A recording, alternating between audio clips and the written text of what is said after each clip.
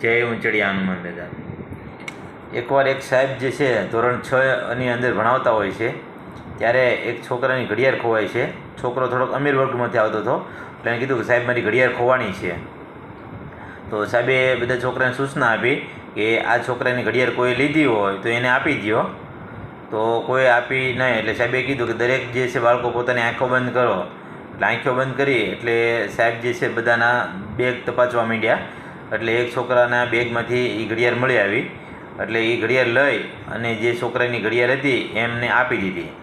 ને જે છોકરાની બેગમાંથી ઘડિયાળ નીકળી એટલે છોકરાને થોડીક બીક લાગી કે સાહેબ મને અમને કંઈ શિક્ષા આપશે, કાંઈ સજા આપશે અથવા મને બધાની વચ્ચે કંઈ મારી ઇન્સલ્ટ કરશે એમ. પણ એવું કંઈ જ ન કર્યું અને સાહેબ એનું ભણાવવાનું શરૂ રાખ્યું. હવે આ વાતને અમુક સમય વીતી ગયા એટલે એ છોકરાઓ જે છે આગળ 7મા ધોરણમાં આવ્યા, પછી ભણી ગણીને સ્કૂલ છોડીને આગળ કોલેજમાં અભ્યાસ કરવા માટે વીતી ગયા. બન્યું એવું કે એ બેન્ચ બદલી ગઈ અને સાહેબ પણ નિવૃત્ત થયા અને જે છોકરાએ ઘડિયાળ ચોરી હતી એ આગળ જઈ અને પોલીસ ઇન્સ્પેક્ટર બન્યા અને એ જ ગામમાં એ મુકાણા. સાહેબની વિદાય સમારંભ હતો એટલે સાહેબની જે છે પોલીસ ઇન્સ્પેક્ટર આવ્યા એને વિદાય સમારંભમાં હાજરી આપવા માટે આમંત્રણ આપવામાં આવ્યું. તો એ જે પોલીસ ઇન્સ્પેક્ટર આવ્યા એટલે જે નિવૃત્ત થતા થઈ સાહેબને પગે પડ્યા અને કીધું કે સાહેબ તમે મને ઓળખ્યો? તો એને સાહેબે કીધું નહીં સાહેબ મેં તમને નહીં ઓળખ્યા.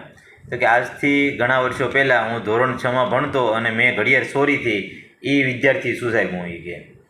તો સાહેબ મારે તમને અત્યારે એક પ્રશ્ન પૂછવો છે કે તે દિવસે તમે મને કાંઈ સજા કેમ ન આપી?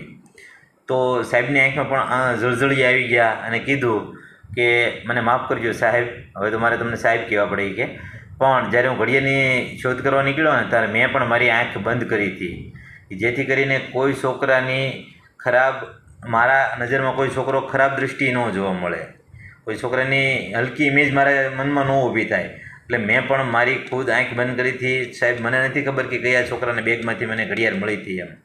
તો મિત્રો કોઈ પણ શિક્ષક હોય એને ગુરુ માતા પિતા પછી ગુરુનો દરજ્જો એટલે આપવામાં આવ્યો કે ટૂંકમાં એ પોતાના બાળકને એ સર્વોચ્ચ ટોચ ઉપર જે છે પહોંચાડવા માગતા હોય છે, પોતાનું સર્વસ્વ આપીને પોતાના બાળકને આગળ લાવવા માગતા હોય છે.